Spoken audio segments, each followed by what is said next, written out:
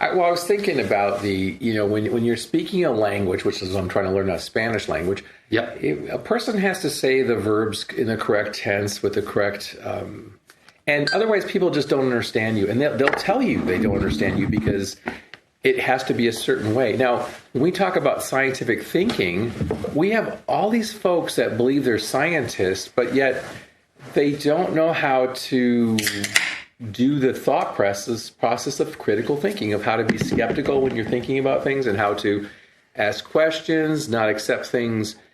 It's like people will take documents like documents of faith or whatever, which now, of course, when you read a document of faith, when you read a document which is like scientific, you read it with critical eyes. You sort of wonder, like, how does this person know what he's saying? Where does he get this information? You're always thinking that when you're reading scientific documents. When you read a religious document, you're supposed to believe that everything is true in this document. You have to start out with the premise that there is a God. This is what it is. You got to have this. These statements are actually true to begin with before you read it. Yeah, but there's a whole academic culture or academic study of religious texts. Yes. And look, 100 years ago, 200 years ago, yes, that was true. Like, God was good and great.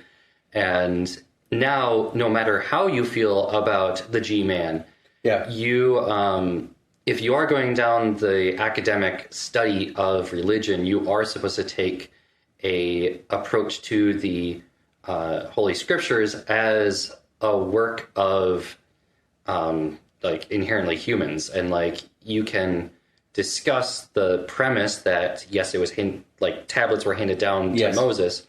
But ultimately, how is this transcribed and how is it interpreted, etc.? Right. So, yeah, I understand what you're saying. Like, for the layman, you are supposed to accept the works as Holy Scripture. But when you do get into academic circles, I think there is a pretty good division between that, like, pure faith. Yeah, and treating it as work of... So they are doing some form of analysis or taking things apart, comparative. They're doing... Yeah, I believe that probably in a seminary or whatever, they do this kind of thing. They talk about it. I'm just thinking about the thought process of when you try to understand something or take something apart, and I wouldn't call, like, if somebody takes all their facts from books of faith, and this is their fact sources, and now they want to conclude something, well, you can use syllogisms and different argument forms to use these premises and just say, and start concluding and inferring and deducing things from what you hear. But what you deduce and infer is going to be only as good as your facts are good, in terms of... This is what I was trying to get to is how... completely valid. I want to keep the facts... I mean... Like this, the process with facts is like, that's a big debatable topic. I mean, when someone says something happened, there should be hellacious debate among people of different minds of thought, getting together going, I don't know, I interpret, where you'd actually kind of hammer it out so you get the fact figured out. I do know that a lot of religious archaeology is, depending on your motivations, but like most of it is trying to... build second sources. Yeah. So yes, we have one source for a lot of the religious scholarly works, and derivative sources, and that's valid. It's been well studied. Yeah. But ultimately, like, if all the stories are true, you should have collaboration either through like direct scientific evidence. If you can take, like, I don't know, if there's a plague, that should have evidence on the local ecosystem. And where you could infer that, or additional works, and so you might remember, like, the Dead Sea Scrolls was a big hubbub, right? Exactly, because I do remember there was, like, the Pentateuch, or they did find a copy of the Old Testament in one of the jars, the Dead Sea, and they were trying to compare what has anything changed between the way this was written and what we have today. And I think they were able to, so that was very useful for them to, I mean, there's definitely work to be done there to study things. But I come from a book. The reason why I was heated up today was this book kind of promised one thing and then delivered another. And I was just beside I myself. can tell. Yeah. Yeah. Okay. So anyway, I'm over it now. Really, Yeah, Tom? I'm trying. It's hard. So Yeah. I read a book a week ago. Have you ever heard of the Bobiverse? No, I haven't. It's about Bob. Oh, Bob. Okay. Yeah. Not Bob as in my Bob. Yeah, you're right. But, yeah. No, it's the book one in the series. It's science fiction. Yeah. It's book one is We Are Legion. Okay. I think you'd like it. And what happens is Bob is a software engineer, and he starts a startup, and he strikes rich. And Yes. He's got more money than sense. And he, in chapter one, he buys one of those freeze your body subscriptions or freeze your head. Yeah, right. And so he's chronologically frozen within because he gets in a car crash. And, and so the real story is that he is then loaded into a von Neumann probe. Right. And that's a device that goes from solar system to solar system with a 3D printer, and it's self-replicating.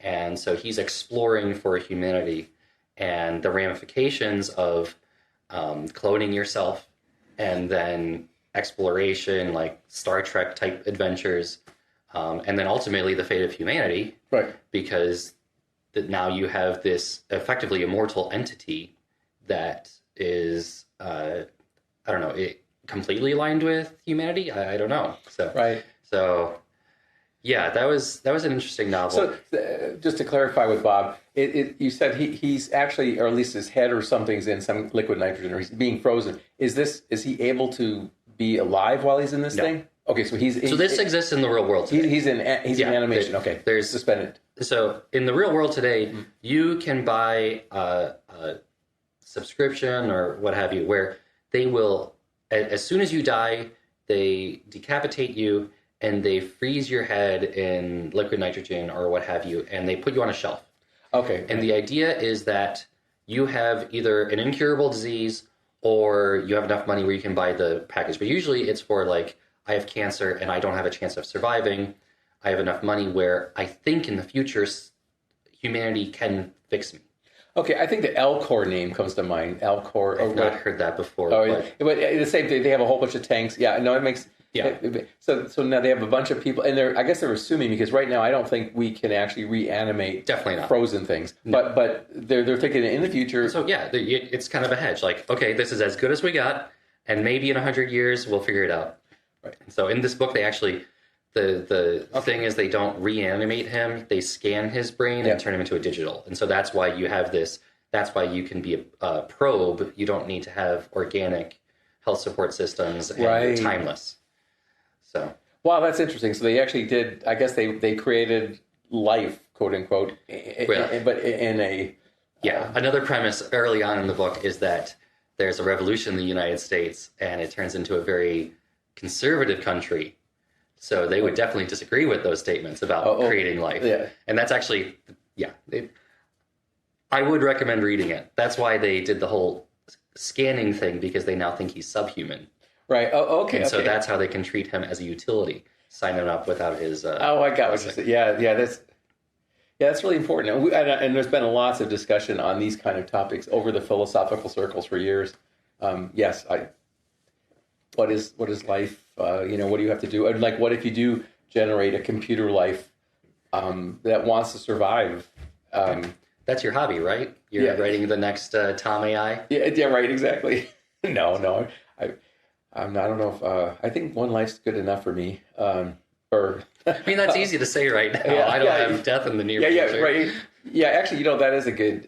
That's a good test. Actually, what you just said is when somebody acts like, "Hey, it's okay. I'm going to die." Really, well, if you're like 50 years from death, you can say that quite easily. But when you talk to a person who's like within 5 years of possible end of life, that's a bit more difficult question to do.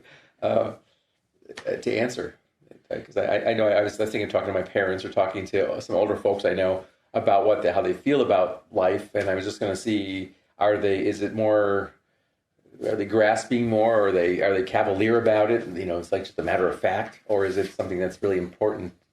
Yeah. And as the younger generation, I don't want to be calloused in those conversations. No, I don't. So it's very difficult to tread in there. It really is. It really is. Beth. Yeah. Well, it's Do you know taping that right now. everybody's going to die unless you buy immortality through scanning your brain? I have to freeze my head. Yeah. Yes. It's a prerequisite. It's really cold. Worse than last weekend. Yeah. Not going to happen. I'm going to go where I go. Dust to dust, dirt to dirt. Costa Rica. So here's some chocolate. Oh, excellent. Okay. So while we're Cool. still here and hedonistically living our lives, there's a little extra. All right. All right. Thank you. Yeah. Yeah, What this, is the podcast going to be on? it's on right now. No. Oh shit! Really? Yes, really. Do you want to be? You can give us our intro. We need a talking to Tom or Tom talks. Can you sing a song and give us an intro? You do not ever ask me to sing for you. I love to sing. Or can you introduce our sponsors? Because we need those too. Yes, exactly. Let's see. Who could your sponsors be? Frozen pizza. Am I on that thing? It's recording. You're very right- small. Yeah, and you're recording right now. It is I recording. know. You have to and kinda I say squint. some cuss words and stuff. Oh gosh. It's immortality, your voice words, digital. I'm gonna deny everything. Yes. Oh, I was going to talk to you about something. I don't. I've been doing that Spanish, and so I'm just. Oh, yeah. As I go through, the Spanish is good. At 60, not knowing another language, I'm learning that I'm sorting out my English is getting better because I'm learning Spanish. So learning two languages turns out to be kind of a sorting activity in my brain, so to speak. I can feel myself listening to words more carefully, listening to verbs more carefully. It's really heightened my awareness of sounds. This is a side effect of learning another language as an old person that I didn't expect. Excellent. Beth? So 2023, can you prophesize what is going to happen in 2023? Climate change, politics, humanity. How about we're going to have a summer, fall, winter again? No, it's just a night. Okay. The sun might come up. So sun's going to come every day. No, it just seems like we're on No, the just- brink of. I think 2023, I'm optimistic. I think it's going to be a good year and we're going to break forward. But I'm Yeah. interested to hear what you brainiacs think. Yeah. What's going to happen in 2023? I might talk to a female? No, who am I kidding? That's not going to happen. Well, that's my future. I tried. So there's a book called The Fourth Turning, and there's this idea in this book. It's called a septillium. It's like 70-year time frame. 7-0 time? 70. Okay. It's like people live roughly 70 years on average. Sure. And people break their lives up into every 20 years. Each 20 years is a turning. And it's usually, the turnings are caused by, like one generation has a certain idea and the next generation has a little bit different idea and they kind of buck their generation before them. So there's this I don't know what you call it, Generational cycle? Or it's generational cycle, but it makes for these almost repeatable things. Like we have, like every 80 years, we have our whole culture kind of goes through a, we build ourselves up over these periods and then we start tearing ourselves down for the next cycle and we build ourselves up. So it's this cycle thing. And I believe that we're currently, the author kind of mapped the last 3 or 4 80-year generations before us. And, the Great Depression was actually one of the cycles as well. And right now we're in the tearing down period. We started out with like civil rights in the 60s where things were going really good in the sense that our country was finally going to be a country for all people. And we started doing civil rights movements. We started showing that people would have equal opportunity or could possibly have equal opportunity. And we've had a bunch of fight pushback against that for this is in the tearing down period. But the point of my story is in 2035 is roughly when we'll have our stuff together again. Country will be rolling. We'll all be kind of happy. We're moving in the right direction. They don't say what it's going to be like. They just say that it's going to get to a point where we will start. I think they believe that the millennials they'll be in the position of power at that time where they'll kind of have a say as to how they want the world to go, and they're going to try to. I'm hoping that we get to a more fair United States where we don't have so much trouble with ethnicities, That's or at least interesting. people who have so much trouble with this. With that theory, Yes. what was happening in 1880? Was everything hunky-dory then? Oh, yeah. Because that would have, if you say the 60s was like highlight of this cycle, Yeah. so the cycle before that would have been 1880.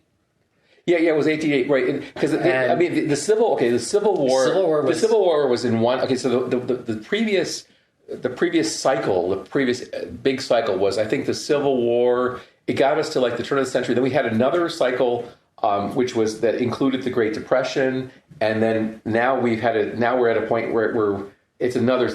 We're in like our third centennium, I guess, or third cycle is what. And this author actually goes to Britain and looks at their history. They're a little bit offset. It's not like everybody's at the same 80-year. There's still 80-year cycles. Sure, and I'm sure there's different cycles for different aspects. China had so like location based, but then also like civil rights. Yes. Can operate kind of isolated of I don't know, like economic liberalization. Yeah, right. Not completely separate, but for the most part, you can have a very economically free or laissez-faire state, but with major lockdowns as far as civil rights goes. Right. And so you could have that go in separate steps also. Actually, I think that makes sense. It could actually. I noticed that the people who read the book tend to want to make these guys into like fortune tellers as to what's going to happen, and these guys can't be. They're not really. They're just looking at history, looking at trends, and then they're kind of saying, "Well, look at and they map the last three parts of this cycle. We're in the fourth cycle now. We're kind of in the fourth one right now. We're in the destruction. I think it's like you build, you have some sort of unraveling period, and then you have some destruction period, and then it starts over again into a building period. And it has a lot to do with, it really has a lot to do with people's extremisms. It's what I've noticed is, like, if your parents are very, very, they have a certain idea that they need to live a certain way because their parents said that they need to live a certain way, the kids are kind of saying, well, I don't see how I have to, this doesn't make any sense, and so the kids will start, where like some parents will take everything away from the kid, they'll try to isolate him from everything, and then the kid says, this doesn't help me out, so I need to go the other way. And so you see the kids go opposite the parents, and that creates a cycle. It creates a difference. And I guess he goes through many examples, and it's almost more than I remember. All I just remember is it's always this struggle between parents, the generations. Like, you've got old people that are in power, and they have the money at this point. You've got the young people who are the war people. They go to war. They're the fighters, or you get and everybody's in different phases of life, and they have to work together, and so you just have to keep track of like 4 different kind of times, and that's what the guy does in this book. Yeah. And I imagine a specific generation, as you age, you change your yes. So I know, as far as like economics goes, your consumption behavior is actually very easily mapped. Yeah. As you go from a child where you're not really a consumer because your parents are consuming on your behalf. But as an early adult, you have low income, but you are burning through everything. So you're kind of like a net consumer. And then you have, as a young adult, you produce a lot for the economy, but ultimately you are also consuming at a very even rate. Right. Because most people have children and you got your mortgage. And then as you end your working career, you become a net saver, but ultimately investor, because you're trying to build your net worth as fast as possible. And that's where a lot of, it's actually very critical for the global business cycle, because people at the end of their career are really what's like their 401ks turns into major investments, like mutual funds. Yes. Yeah. And then from there, you get nervous and you move everything into like bonds. Right. But that also goes with like your political views can change. Most people, I think, usually are relatively liberal when they're young compared to when they are older. So Yeah, that's just true. That it does. I think that to understand society better, you almost have to understand the different groups of people in different age brackets because they don't face the same issues. I mean, the people people have already been retired. They're living on they have a certain idea about how things need to work. They need to keep the market up enough because they're drawing from it, and the younger people feel like, God, I'm paying to this market and all the money's going, I don't get any benefit from, so it's like, and that's a certain kind of feeling that they have. And so sometimes some generations pit, like, I don't care. Like the older people may even say, I don't care what the younger people are doing. It's not my business. It doesn't matter. Not part of my life, not my problem. And so they keep with their focus, and then they kind of mess up they don't really think about the other generations as they have to live here too. And how do you sort of find some kind of balance between all these generations I think that if you want a better society, I think we have to sort of figure this out. It's not one brush paints all. It's way more complicated. Actually, to me, a democracy is extremely complicated. It's like, I mean, it requires almost the utmost thinkers. I mean, you have to have a very educated population to run a democracy properly. And your leaders have to have a comprehension of all the various types of needs at all the different generations, which is, I think, an almost impossible task to do. I couldn't do it. But I don't really see that. That's not the people who usually run for office. They're usually seeking money or something or some other simpler thing. And, I love the democracy. I really would like to have it, continue it. But I do think we have to keep the ordinary, rank and file people just have to be knowledgeable about how it works, where the limitations are, and how it's going to work in the future. I think that, and I don't know how to solve that one. I want it to, but I'm not sure we're educating people enough in schools to teach them how it works or how it's supposed to work. I don't know if they know.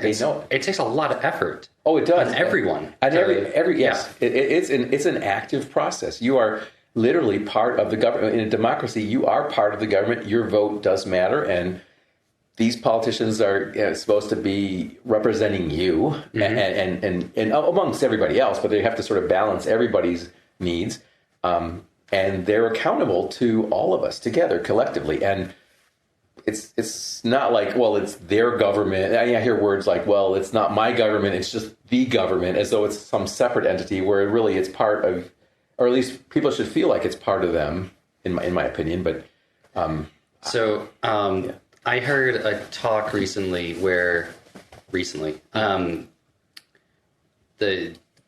a bit of a disconnect around the governance strategy and like what's best for the country. So because it comes down to the largest demographic, which is the baby boomers, generationally. And so that means that they have a disproportionate say in the government. Right. And so what's best for this one generation now effectively steers the country. Yes. And it's hard to argue that is completely beneficial for, the country on the whole. Yeah, right. Especially as baby boomers age into retirement, the well-beings of baby boomers not exactly in line with, the continuation of the country as a whole. Right. Yeah. Also, the baby boomers were able to grow up in a time, at least the ones who live in America, in a time where it was a lot slower going, a lot simpler, a lot more black and white. Religion was very dominant.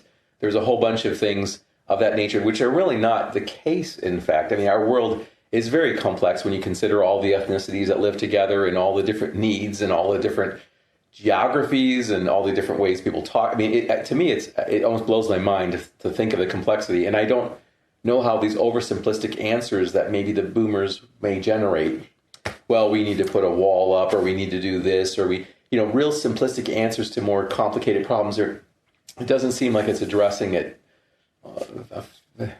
face to face, or, hammer hitting the nail. It seems like it's more like these broad brushed, idealistic things that don't make sense is what I've heard so far. So I'm not sure. Maybe my generation will have the same. I'm not the boomer, but my generation would actually have the same issues as I get older too. I don't know. Well, I mean, yes, but ultimately, Generation X is just outvoted by the millennials. Yes, yeah. And so by the time that right now, Generation X is very much like driving the wheels. There's definitely some, like our president falls into the baby boomer generation. But for the most part, like when you go through industry, everybody in the office, who's the boss? It's somebody from Generation X. It is, yeah. Millennials are coming up to speed, but ultimately because the boomers were the largest generation, they birthed the next largest generation. And so that's why ultimately when you're coming down to just like pure voting and economic capacity, there's going to be this kind of like accordion pattern. Yeah. Yeah, so actually, it's true. Yeah, in this book, the Fourth Turning book, he did put a lot of emphasis on the the millennials. They're going to be in the right position of power at the time to really shape the world in a way. So he was concerned that some of the boomers they have a lot of apathy about things. They don't feel like they're in power. They don't feel like, and he was really trying to encourage them and say, hey, look, just start getting a point of view. When this is I don't know what it's doing. I think it's okay now. Okay. It's got a 30-minute timer and then it struggles. Okay. That's my biggest complaint with this camera. We're referring to the camera. Yeah, I was say when you listen to this. But no, just society. 30-minute timer. And then it struggles. And it resets. So we do the Logan's Run thing. That's the millennials generation. Just 30 minutes, that's your attention span. We change the channel then, yeah. No, I don't know how to solve. All I do know is, all I can say about it is this problem about the democracy and how to manage generations. It almost gets to the point of where I don't even understand how to even grok this well enough to. It blows my mind, because I mean, when we have 320 million people in this country, and we have many ethnicities and many different ways of living, all under the same umbrella, and every community seems to have different needs, and I don't even know how to start to satisfy this. How do you actually make it happen? The one thing that's clear that I think, as far as our Constitution goes, is just to have our government provide or enforce that people have the opportunity to pursue their freedoms, given that their freedoms don't impact other people's freedoms, which is something I don't think people really realize, is that you're free as long as you don't endanger the freedom of other people around you. So if you want to have an activity that's kind of damaging other people, that's not really a freedom. That's something else. But I think our country needs to ensure that we have, if someone's making it so that a certain kind of people cannot have an opportunity just because of what they look like or whatever, that's wrong, and that needs to get corrected. But as far as like giving resources to fix everybody and to fix everything and make it all like perfect, I don't think that's the role of our government. We don't even have the resources to do that kind of thing. But we can. So you're saying that you're against one-payer healthcare? Oh no! I think no. That would be a realization that we. I mean, that's part of understanding what it takes. Good point, Rich. I think I was kind of walking over that, but I do like single-payer healthcare. I do like it so that people. You're right. If I mean, what you're right about, I think, is if people can't. I goaded you on. Like, I have a similar debate. So yeah. I fundamentally believe that government needs to represent people in the marketplace. Yeah. And get out of the way for the most part. Yes, exactly. So, but ultimately, it's not black and white. So, like you were saying earlier, it's a very complex situation. Right. I really wish we had a theory of relativity when it comes to, life, universe, and everything. And when it comes to personal governance, like that, classical mechanics usually breaks down into this beautiful mathematical equation, and you apply it everywhere, and it just works. But then in practice, at least when it comes to physics, in practice it usually works. But when you get to the nitty-gritty details, there's often like you have to get into, I don't know, string theory, I suppose, would be where things start collapsing at the subatomic level. Right. And to go back to my parallelism with governance, like you can make these broad basing statements, freedom for everyone, as long as it doesn't interfere with other people. But there's so many fringe cases, and that's where the complexity comes down to. And that's what takes effort. True. And actually, I mean, I think when you brought up the healthcare, the single payer healthcare, that kind of maps into freedom too, in a degree, because if you got a situation where if you get sick, you die, then what kind of opportunities can you actually have? If you have no way, if everything is, you're on the edge, and the moment something happens that doesn't go quite right, or something goes south, you're sick and you die. You really can't pursue your opportunities. So, so having exorbitant cost healthcare is it's not helping you to have freedom, because you really don't have, you're going to be under the gun to make the money needed to pay all of these institutions all the time. That's true. I mean, I ultimately agree with you, but you could also argue that, just money in general is prohibiting people. Like, okay, I want to go backpacking for 6 months. I have to work a day job. Right. And so if I really wanted to have freedoms, that would be it. But I'm trying to play devil's advocate there. The real thing is that, like, when it comes to healthcare, humans are, I would say, both rational and irrational at the same time, right? Because it is rational for somebody who's on their deathbed to try everything in their humanity possible to extend their life. Right. But it also feels irrational to spend like millions of dollars on your own health. Yes. Maybe, yeah. You understand my point. Like the you need to be, healthcare enables people, or being healthy enables people to, I don't know, function, I suppose. That was a lot less eloquent than I had anticipated. Well, it does. You can function properly. Yeah, if you're sick, you're unable to, or like what you're talking about, the spending resources. Well, speaking of money is to me, I'm looking at money as being a resource. It's almost like if you have a boatload of money, you have a lot of resources. You can do a lot of things with that money. And should the money, just having all the money in America, just having a pile of money, does that mean that your resources means that no one else should have resources, or because you can afford a $20,000 doctor visit and no one else can do it, does that mean that you get the doctor and everybody else doesn't get a doctor? It's kind of like somehow I think we got to separate the power and the resources thing away. You can have as much as you want. I don't really mind if you have millions and millions of dollars. It's fine. But I just don't want you to use your millions to tell me how I have to live my life, or say, you're not going to have this because my family needs it. My family's got the resources, and you're not really worth anything because we're the ones who own America, and you just pretty much are renting. I don't want to feel like that. I want to feel like I have a little piece of this country too that I want to keep serviced, keep it up. and even though I have a billionaire neighbors, I really, it's fine, but I want to have just as much say as they do in certain matters about my street, perhaps. I don't want potholes in my street. I mean, I don't know if I'm making any sense, but I'm just trying to say, no, I want to keep the money. You can be rich in hell, but it doesn't mean that richer than hell, but it doesn't mean you're better than everybody else because you have money. You just figured out how to collect resources. You're good at what you're doing, very good.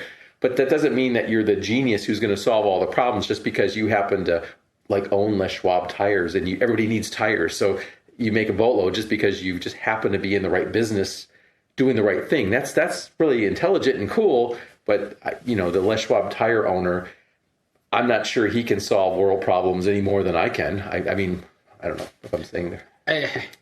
Yeah, and it's I'm trying to distill what you were saying. So there's many different facets where you have degrees of influence and power. Yes. And in some aspects, like, your success at playing the economic game is valid. It is, right, yeah. And in other aspects, you should be treated equivalently as everyone else. And maintaining that balance and identifying when that is appropriate is difficult and critical. Yeah, I'm thinking about stability. of societies. Because we've been through, like, Winston Churchill was saying that, democracy is like the worst form of government until you consider every other one.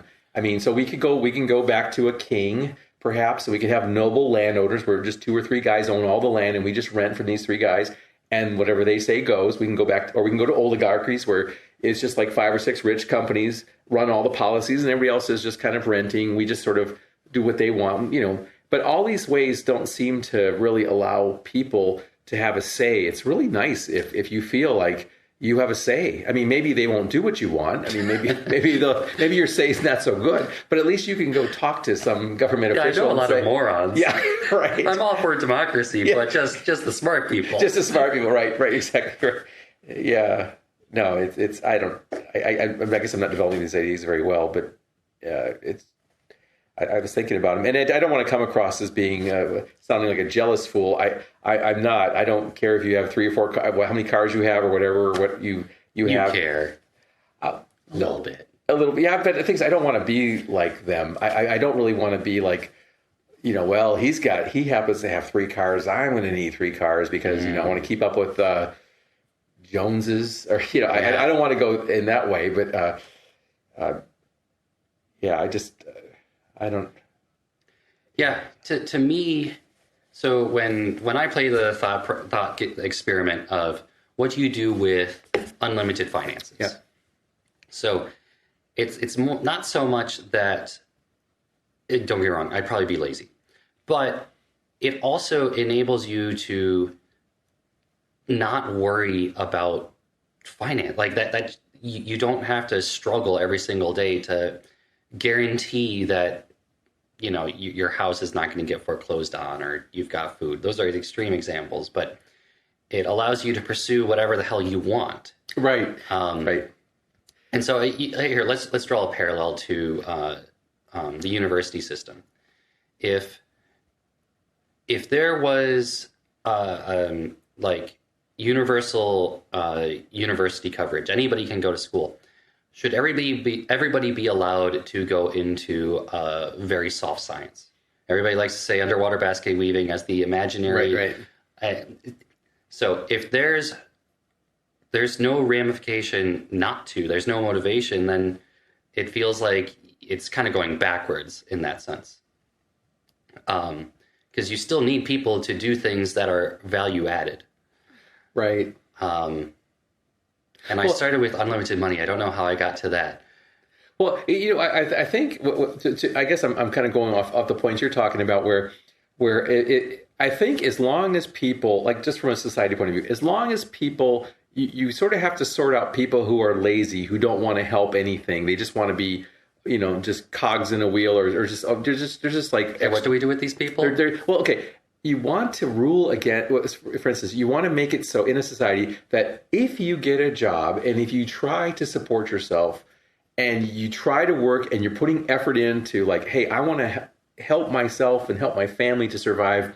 If you go through effort doing it, even though you're educated or not, or whatever you are, if you put in the effort to try to do that, I think we should reward these kind of people, as opposed to the guy who sits on the sofa, gets like to 800,000 pounds and watches a bunch of needless TV all day. This is something that to be going.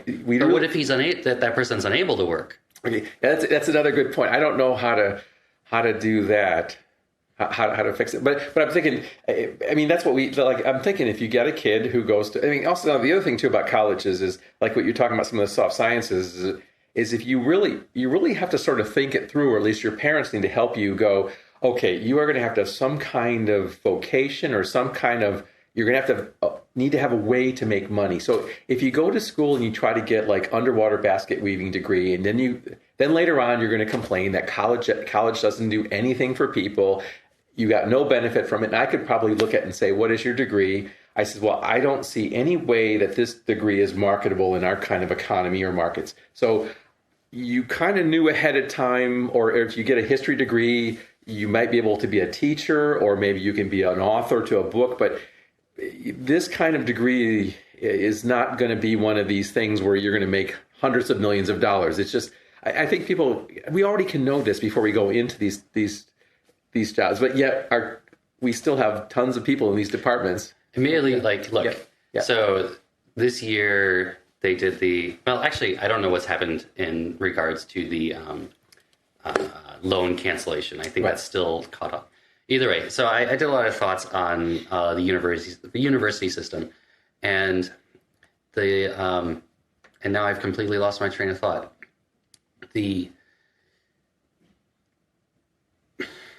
were talking about underwater basket weaving. Yeah, and you're talking about loans. I mean, just sort of loan forgiveness or loan. Yeah, but yes, I think there has to be some thought into like what you're going to do in your career. That's what I was thinking. So, the person who's deciding what they're going to do for the rest of their lives are 17-year-olds. Exactly right. They're not. Do you remember when you were 17? Yeah, they were not in a position to even to understand the world. Yeah, and that's kind of when I hear these sob stories about people who have underwater basket weaving degree and now they've got $100,000 of student loans. Right. Look, I went to school for engineering and I got something that pays the bills. Like, I feel like I had that insight, but it's hard to blame someone who's effectively a kid. And I also had parents who gave me very good coaching. I don't know if they would have tolerated me going to school for underwater basket weaving. Mine would not have. Mine would try to redirect me in something that was going to be. Now, I would argue that I wish there was more in an engineering program, at least the ones I've had. There's almost too much math and science, which I'm not complaining. I loved it. It was really good, useful. I was able to use all of the logic later, but I really needed to have some more humanities where we could talk about argumentation, about how people all view the different, they have different bubbles they live in, where how can you make good points? How do you swing an argument? These would have been so valuable for me just to learn how to think a bit more clearer. I've learned these since then, but my gosh, I could have used, Rich is waving his hand. Yeah, maybe I haven't learned them, but I present evidence excluded. But I really, but I don't know how but they're not completely marketable degrees, so to speak. It takes time to do these. They're very useful, and it does help. Like if you go to a business and you have to talk with a supervisor about something, and you are able to make a good argument to try to persuade him or her. That's actually quite valuable, but you can't see it directly. Oh, definitely. People will go, "Oh my God, that's a liberal art education." You don't want, So I could have probably used maybe an entire year of a 4-year program. I know that was actually the University of Michigan. They touted that the soft skills as one of the major advantages of their curriculum versus other universities where there was a lot of presentations, like it's technical presentations, but you are trying to convey a complex topic and it's preparing you for, engaging in the workplace. Yes, yeah. Now, on the flip side, look, when I'm hiring a new employee or I'm going through the interviewing process, I feel that the soft skills are, if you have an engineer with the good hard skills, you can either, the soft skills can either be trained, like coached, or ultimately there is a need for people who just turn the crank at times. Yeah, exactly.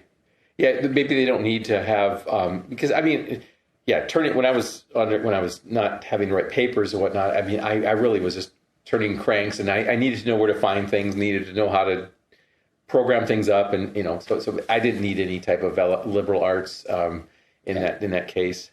And on the flip side, I've heard plenty of success stories where people come out with a liberal arts degree, and I don't know if they necessarily leverage their soft skills, but they are able to quickly refine their more hard skills into the relevant industry. And there's plenty of industries where you go to school's not necessarily teaching you the hard skills that you need until you hit, like, even in engineering, most universities will admit that, you're going to get trained on the job. We're teaching you to be like analytical and ask questions, but really it's that first 2 years of employment where you gain the real hard skills.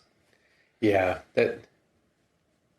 That's true. I don't know, like some of the things I don't. I've seen like middle managers who really are in a tight spot where I've heard upper management talk about the visions that they want to do, and they want to ask the middle managers, "What are you doing in your departments to make this happen?" And then the middle engineers have to somehow convey to a workforce that's not quite maybe up to snuff to what the big CEO wants, but he has to sort of like be this buffer, if you will, of information. That to me would require classes. I need to, how do you manage not coming across, being authentic and not lying to your people, but yet telling the truth, but enough of the truth that makes sense. It seems like a balancing line that's quite difficult to walk. And in fact, I think I probably pushed every one of my middle managers to the limit, because I really didn't make it easy for them to balance, because I didn't really buy all of the company lines, and so hence I kept.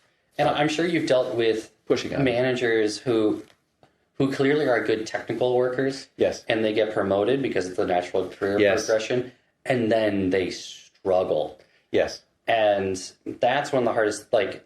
Most companies I think have come to terms with that, where they either put you on programs to get a master's degree and learn those soft skills. Yes. Or, have a hard talk after 2 years.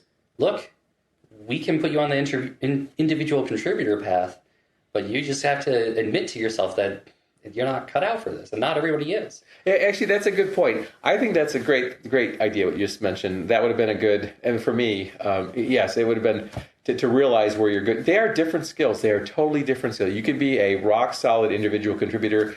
That's you're the desire. You need to be on every team. Everybody wants you. But then you try to manage people and have to manage people's career paths along with how you want them to develop, and as to how they're contributing, and maybe even give them guidance on what to do.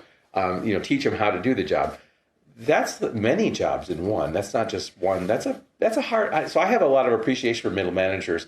Though while I was working, I was probably mad at them all the time. But but now I understand. Yeah. Look, we've all had managers who step on your toes, or more importantly, I have people who are not my manager who feel that I owe them something, and so they're asking me for work. But the big thing is that you need to recognize that in your company, right? You go. Let's put it this way. I took some class at work, and it taught me that you go through development cycles for every skill set that you develop. Right. You go from being very eager to kind of struggling through it, right, to where you're competent but you're not an expert, to you got this. Right.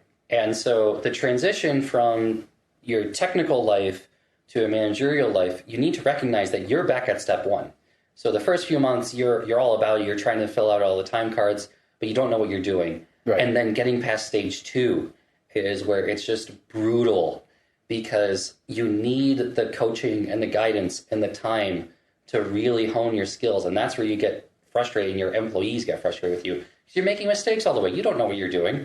That's true. What is it? There's when people start out with a problem they don't understand, they're incompetently ignorant. They don't even know what they don't even know. There's the Dunning-Kruger effect. Yeah. And then you start learning, what you don't know, and now you're not ignorant anymore, but you're incompetent, because you know what you don't know, but you're not good at it. So you have to basically build past that. I was going to say, every problem I've ever done has had to go through those steps.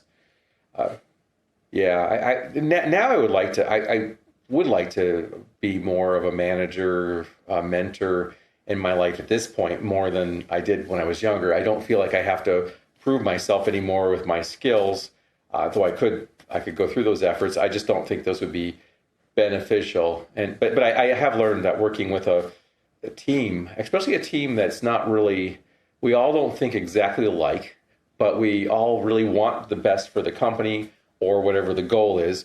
And, we can have different angles on it, and we can really coach, bounce off each other. And the ideas that come out of groups like this are phenomenal. They're just, as long as the people have a desire to, now, if you get people in the group that want to make the group collapse, or they feel jealous and they want to compete with everybody, you get these other little side effects, which are, you have to sort of deal with them. It doesn't help. But if you've got everybody sitting there not worried about what position they're at, but they just want to solve this problem together, and they all want to like make it happen. They don't know how it's going to happen. You can really get some. I mean, it becomes so much fun to work. Yeah, I mean, you always hear companies seeking that startup mentality. yeah. And so startups are supposed to, successful startups at least, Right. have that mantra where everybody's there, they're excited about the project, and they're ready to make things happen, no Right. matter where their position is. And so it's Yes. this hurdle of large companies to maintain the atmosphere that you're discussing. Yeah, that's true. I think in my work, it didn't. What happened is ultimately what would happen is there'd be some kind of edict from corporate saying, well, look at our head count is frozen in this geography. We need to move to another.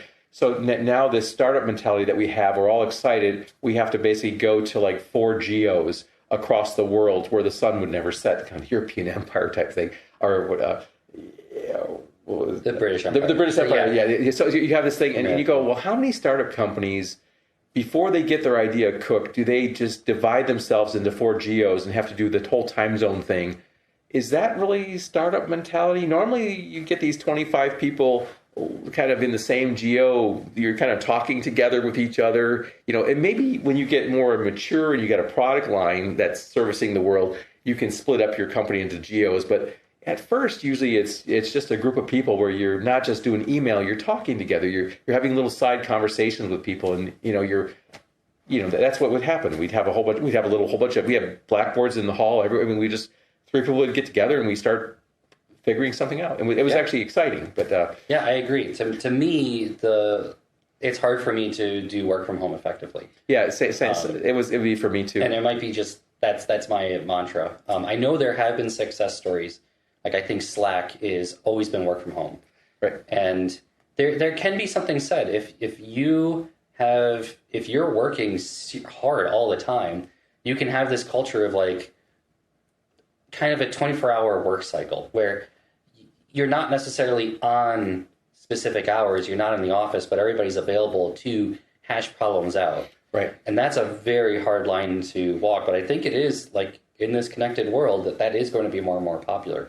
Yeah, I can see how that would grow. That's a successful strategy to have. Now, I also now at home. I mean, there was times when if your problem has been defined, and now you're in a stage of just cranking something out, like perhaps writing a document or writing some code or whatever, and you don't need other people around you. It's actually being home alone on this thing is actually probably the best, most effective environment you have until you come up with an integration point where you have to talk to somebody or you have to have someone review your paper. Or now it's nice when you're sitting in a room and putting the paper on and start talking about. I guess you could do that at home. You could have both people sharing a document. It's gotten a lot better. Yeah. And looking, we're all talking about the same, what doesn't work or what works in this document. I can see there's some changes. Yeah, the whole world's going through the return to office. That's a big turnover. Yeah. Are you ready to get back in the office, Tom? Yeah, no, I don't. Well, actually, if I do get a team, if I was able to work in a team like I just described, of this high functioning, where we're not playing the ego games and we're just sort of like, hey, let's solve this problem together, and people are creative, I could get into that, actually. I could definitely go back to work. I'm retired now, but I could go back to work and do that. But if I have to go in a job where I have a bean counter sitting on top of me, making sure that my butt's in the seat for this many hours a day, and I'm not going to, I have to have this many hours, and I'm not going to play another game where we have to do this cost cutting where everybody has to stop doing things because the corporate wants this to happen, or just some of these menial things that come down that tend to take the fun out of work. Mm-hmm. I'm not stealing things, and I don't need to. I already have ethics that keep me, so I don't use too much of the company's resources, because to me that would be wrong. I don't need it, and why should I do it? So you take pride in your work. Yeah, and other people go, well, hey, I'll just fly here, fly there, fly here. Like I need to do this, and while I'm flying, I'll go see my uncles, and they just do a whole bunch of these things, and it's very expensive for the company to keep these folks flying all the time when they don't need to. It's not critical to do it. It can be done in another way, and that's what happened at many of my groups. it got to the point where some people were just taking advantage of that. And then ultimately they would come down with edicts saying that you're not able to fly anymore because, you're going to have to get permission from 3 bosses up, because now you can't go to your classes that you want to go to, or you can't see your customers like you want to see. It's the folks have taken away all the fun because they've abused it. That happens, I think, everywhere. That's probably a practice. There's always going to be people abusing. And no matter, even if you pick a perfect society, you're always going to have people who are going to skim the game. They're just going to, how can I benefit from this thing? And I don't care if it succeeds. You get this. I've seen this all the time. It sort of poo-poos it. You have to sort of make sure you put some safeguards in there so that when people try to skim the game, you catch them and go, wait a minute, is your interest in your benefiting, or are you trying to help the company benefit? Where's your, or whatever it is. You got to sort of make sure there's a balance. You should help yourself to a degree, and then you should help the company to a degree, but it shouldn't be all one way or the other. So you're telling me to push the system as hard as possible until it breaks? Because it sounds like there's suckers like you, who gets to pay for the guys who were flying around to their villas. I did. I don't know exactly what you were describing. No. I was actually the guy who felt like I was paying for these guys to having fun, and but I do think that, I've had customer visits where there was not another way. We got so much information that was in between the lines that you could have never written down. Or if I sent another guy who's like a marketing guy to do something, his notes would be so cryptic I wouldn't even know how to read them. And maybe he wasn't watching the people as accurately as he should have. Whereas when I went on some trips with people, I was able to see things, watch body language, watch postures, talk to people on the side, and just get their gist of like, are they really in for this? Are they really in this game? Or are they not? And that was so valuable. I was able to guide the direction of how our product was going to work just by those visits. So I was going to say, having the travel time was really valuable. It should not be squandered. It should be used. But again, I didn't do all those conferences. I would love to have done all the, where I just keep doing conferences every few weeks. So now you need to be an independent consultant. You can do that. I could do that. I could do the conferences. Yeah, no, yes, I could probably, but no, I wouldn't mind doing a team effort. Something that was I had a time frame when I was working. I had about 6 years of my 30-year career. About 6 years of it was with a group of guys who were just, as I mentioned, they were very selfless. We didn't feel competitive with each other. We just wanted to be as creative as possible and have fun. And it was just like, wow. It was, that 6 years went by almost like in a week, it feels like. Whereas the other, whatever it is, the other 24 years I spent in working was slogging away. Just having to deal with management and deadlines and unrealistic goals, all sorts of things that we had to sort of play with. It's a shame. Yeah, I should. It sounds good that you know what you were looking for. I do. I did. Well, now I do. Well, the other thing I was going to do is would recommend is like, as an engineer, when I had a person come up and say, hey, we want to build this product, I would have liked to have kind of had input and say, well, look, this is probably going to be 100 man-hour project, or it's going to be 300 man-year. It's going to take this many people, this much time to do this. And then when the boss says, well, you only have 6 people and we still need it by February. Now, in the old days, I would say, okay, it's like a 200-man project and we're going to do it with 6 people in about 1/4 of the time. And I would actually sign up for a project like that. And I think nowadays I would kind of say, boss, this is going to take this much time to do this project. So if you want to staff it properly or extend the time, I'm going to work with you. But push out the deadline already. Otherwise, we're just going to miss it. Yeah, because what ended up happening when I did these sign up for these things, it was like a 7-day a week, 12 hours a day. Yeah, that's all I did. I worked that many hours a day, and it was just a waste. I think, in hindsight, I learned a lot, but it was a lot of life spent in that. And I really, if I was smart enough, and I should have. Well, you're never smart enough until you retire. Then you finally go, oh, God, I could have done that. But and also, to be fair, when you're in a company, people find opportunities. They're kind of competing with competitors, and you have to be competitive with your time frames. You can't have your product come out 5 years after the other guys have acquired 5 years of market share. You're just not going to, you need to get in a timely fashion, and sometimes you come to the game late. You're a follower. You're a quick follower, and you're late, and now you have this little short time. So I do understand that sometimes people have to really bend to sort of make these deadlines. I get it. I mean, so I'm not totally, otherwise what happens is I tell them these big, long times, and they go, well, we can't build anything here because everything you're asking for is going to take you, it will be years late on these products if we follow you. So I sort of have to balance the whole world's a balancing act. Yeah, I've said that before. Yeah, it is. Yeah, I don't know how to.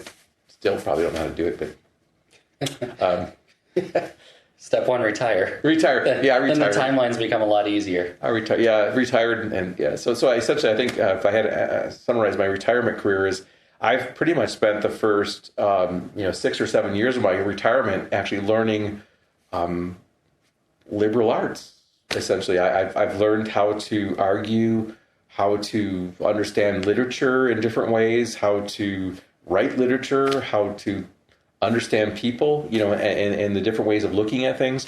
So that's kind of what I've sort of, in order to be a whole balanced person, I had to put that piece was missing in me. I was really pretty much a technical geek who, understood communication technology. I mean the wired protocols. I wasn't a communicator, but I understand how to do. You made communications happen. I did. I made communications in wires, and I could speak to machines, but not people. Anyway. You sell yourself too short. Yeah. Well, now you've finally figured out your best project, the daisy clearing. Oh, the daisy. Oh, yeah. Well, I got to start up this year. What I've been doing, so we learned that the daisies, we have about 6 acres of land that have daisies on it. And these daisies have really hard wooden stalks, and the llamas won't eat them. So as soon as the daisies grow, the llamas just stop eating the grass. And so we have pretty much all the entire acreage the llamas just were not eating anything. We have to go get bales of hay because they would not eat So I have to get rid of these things, and I didn't really want to put poison down, a lot of poison, because the llamas are eating it, and I don't want to kill my llamas. So I started pulling them out, and so last year I pulled out, I think, in excess of 20 cubic yards of these daisy bodies I pulled out of the ground. And out in May or March, I'll probably start. I'll go down there and I'll use a weed killer this time, but I'll use a small little sprayer where I'm just going to target one at a time. So I'll walk around the whole field. Now it's just population control. Yeah, it is. Yeah, right. I'm at that point now. But I did get rid of the main. I think most of the daisies can probably propagate. Each daisy can propagate over 500 other daisies. Plus, they use a rhizomal technique too, where they do 2 ways. They do they blow in the air as one, and they also reproduce by root as well. So these daisies are I'm quite impressed with these little guys. They are, and they grow fast. It's amazing how fast the chemistry works. So to actually build a complete daisy from nothing, it takes just about 2-3 days total. Wow. The thing grows to be 8 to 10, 12 inches tall, and does it in a matter of 3 days. I just amazing if we actually were able to look at a microscopic level at the actual reproduction of these different cells, doing this mitosis, and watching them divide and build. They're screaming in there. I suspect they're screamers. They just work like crazy. I wish I had a machine that could work as fast as they do. But quite a impressive thing. So I wish the llamas would eat them. I wish I could train the llamas. That would be a better thing. It would. That's the whole reason. The llamas. Good calories. I have learned that llamas are not. They're not. You get some sheep or some goats. Just another animal. I think some animals. I think the sheep. I would consider sheep to be grazers, meaning that they eat everything they can eat. And I would consider the llamas, they're browsers. They eat only what they want to eat. So, they're just different kinds of strategies these animals do. But I think I would go with, me personally, I'd probably put sheep on the land. If you want to keep your grass at bay, just have a group of sheep running around eating it. They tend to eat even near where they go to the restroom, they sort of eat everything around. Yeah. Keep it down. I'll maintain my lawnmower going forward. Yeah, the lawnmower's a good idea. Yeah. What do you think about the electric lawnmowers? Do you think, is yours electric or do you have gas? So I have a corded electric lawnmower. Okay. The battery electrics have gotten very good. Now I have a small yard, so that's why mine's easy. But I do know that I believe the state of California or maybe certain municipalities are starting to outlaw two-stroke engine sales for certain applications. And so the electric landscaping industry is going to just explode. And for good reason. Look, I've seen statistics that are around like equivalent particulates released by two-stroke engines versus internal the automotive particulates. And so, just landscaping is detrimental to the environment. Yeah. And it's inefficient and it's loud and obnoxious. So I think the technology's there. Yeah, actually, that's true. I mean, we have around here, there's 2 or 3 folks that have lawn services, and they do spend it. We're looking at 3 people running these weed blowers, and they just blow for a whole 2 hours each. It's really loud. Yep. And it is obnoxious. I can see why to noise abatement, just that alone. I mean, you're saying that there's particulate exhaust problems. If we're dealing with emissions, like you've worked really hard on automobiles. Yeah. So here is the low-hanging fruit now. You get rid of the two-stroke engines, and you could just improve them, switch them to 4-stroke. But honestly, electric for most applications is superior. But to me, it's the noise because, like, plenty of Sunday mornings I go out and I want to work in the garden, and the neighbor's mowing the lawn or what have you. Yeah. And I guess I'm getting a little selfish in that sense. Like, I guess they can do.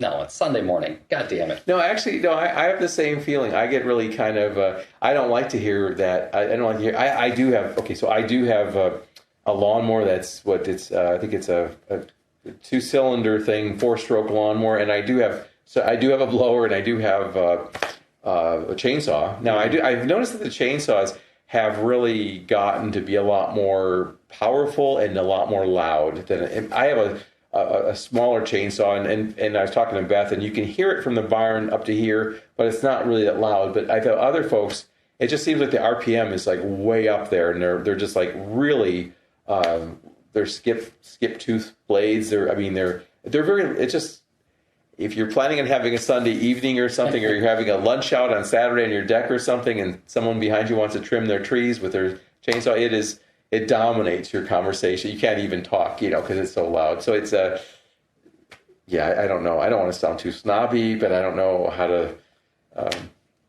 to solve that. Don't mow your lawn. Don't mow the lawn. Yes. Yeah. Get a llama. Well, the other, we do. So you mentioned how the cars have been put under a lot of pressure to control their emissions. Yes. But I was reading the other day that we use about 1 billion gallons a day of fuel just to run all the autos in America. So we drain 1 billion gallons. And the airplanes they use about 1 billion gallons to keep the network of airplanes in the air. But the airplanes don't have any emission controls at all. I mean, most airplanes don't. There's no catalytic converters on those. Those babies want to have as much horsepower as possible. Yep. And we let rockets go into space. The rockets put at all layers of the atmosphere blow hundreds of thousands of pounds of fuel into. It depends on the propellant system. They're actually so if you're using liquid hydrogen, that is like the cleanest transportation method. Oh, it is liquid hydrogen. Okay. Yeah, because it's you're making water vapor. Water, yeah. Now you're introducing it into the upper stratosphere. Right. Yeah. Which is unnatural. But Okay, so maybe there is something that you can do. But I understand your point. Like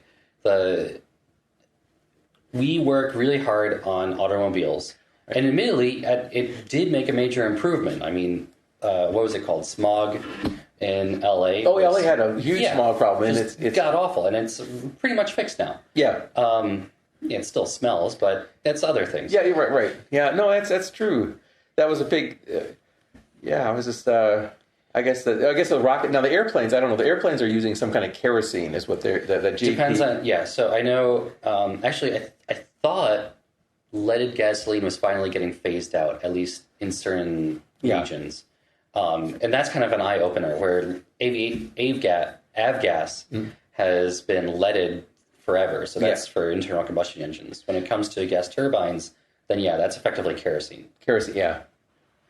Yeah, that's I was just analyzing. To me, see that alone, spending 2 billion gallons of something each day is just telling me how much oil is on this planet, or how much we are using with oil. But I don't know if we can actually burn this rate of oil consumption for, I don't know how many more years we can do this before that. We just have to prioritize. Like what gets like if cars go electric. Save the fuel for the airplanes because they need more horsepower, and we haven't made electric engines have the same kind of BTU horsepower as that. Aircraft is a very difficult application to move away from hydrocarbons. Yeah, mostly energy density. Energy, you need to have to overcome this. You really do have to have high powered engines to actually do it properly. And also when you think about, which is also another thing, is these airplanes are, they weigh anywhere from like 300,000 pounds, which you're kind of wondering, you see this airplane flying over your house each day and you're thinking that, geez, this airplane weighs 300,000 to 600,000 pounds. Wow. That's a number. It's a number, but it's like, it's to me, it's, I just can't relate with that. Yeah. It's so massive. It's a, yeah, and to have electric motors be able to power a jet, it's... Now, there is prototypes. I think there might be production. There's pre-production or prototypes for electric aircraft, but it's always for propeller-driven, they're targeting like sub-300 miles. Okay, right. And probably light, not heavy hauls. Yeah, like 9 people. 9 people, yeah, light hauls, yeah. Because... But admittedly, that's a major application. There's a lot of like going between airports or going to an island. It's easy to think that airliners is the major factor, and I'd probably buy fuel burned, yes, but fuel burned per mile, it's going to be takeoff and landing is so energy dense. Yes, that for these small routes, it's actually going to be look. You can start doing the Hillsborough to Portland route if you have electric aircraft. Yeah, that's when I do see the people get so these thoroughfares, these railroad tracks, I do like, for some reason what's attractive to me still is these high speed bullet trains. I really do think to go would be have an airplane go. I mean, have a train go in excess of 300, maybe 400 miles an hour. Maybe it's in a tube. Maybe it's even underground. Where the tube is partially evacuated or something, or just something, or it's a maglev or something. Have you ridden on a Shinkansen or high-speed rail? I did. I don't know if it's high speed. I did run through the train and they went through the tunnel. Okay. And so it was going pretty fast. But the thing I noticed mostly with that train was when I was in the UK area, they haven't really fixed all their tracks yet. But as soon as you get near the tunnel, they have all of those thermite welded rails, and it's so smooth. I went to bed. I mean, as soon as it gets dark in there, I just could not keep my eyes open. It was the most smoothest train ride I ever. The train must have been doing 150 miles an hour at least, and it was so smooth that the whole body. I was impressed. I was said this is a very comfortable ride. And I was able to bring a lot of things with me and not worry about weight and things I can tuck under my seat and check. I was able to put all my bags with me, and it was very convenient and very comfortable. So I still think railroad is kind of a good, not the old fashioned clickety clack, but it's kind of debatable. So like in the paradigm between Europe and North America for railroads is that in Europe it's very fast and clean and organized, and it's for passengers. Yes, it Whereas is. here, there's, it's kind of old and grimy. But it's for freight. It's for freight. Yes, yes, sir. Yeah. Honestly, it might be the better application. Because alternatively, Europe has a lot of freight going by truck. Actually, you're totally right. Actually, you're right. freight is the best thing. I mean, trains can hold a lot. So much weight. Yeah, it's so much weight effectively. Yeah, and yeah, how And else you don't have to worry about speed. I mean, yeah, it needs to get there, but if you're chugging along at 20 miles per hour, okay, you'll get there. Yeah, you will. No, it's true. All those logs and yeah. Yeah, coal's not in a hurry. That's right. It makes sense. That does, and you're right. And in Europe, when I watch the rails, it's really pretty much all people on it.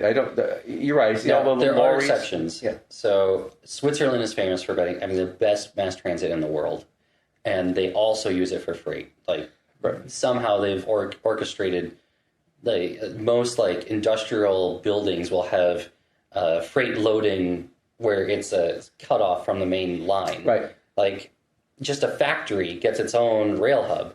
Right. And it's not. I'm not talking like the River Rouge plant. This is just a computer factory. Yes. Yeah. I understand. So, yeah. And actually, the River Rouge plant. Actually, it is the Henry Ford thing. I remember seeing it downriver in Michigan, where I from. That place is big. It's big. It is really big. Yes. Yeah. It is. Henry had a.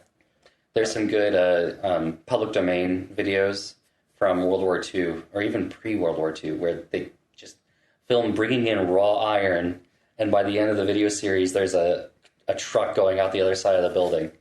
Yeah, it is amazing. Yeah, those are actually good. Those are good videos. I do enjoy watching them loading up these big crucibles and heating them up with these arc things or whatever. It just I mean they get.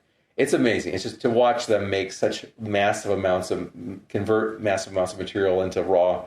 I know it costs a lot of energy to do that, but it's pretty amazing. And also running those, they make these ingots and then they keep squeezing it down and to make these big rolls. Oh yeah, and it's just amazing how much you can get out of these ingots. I mean, these things they run this thing back and forth, or whatever, and they get a little piece of metal.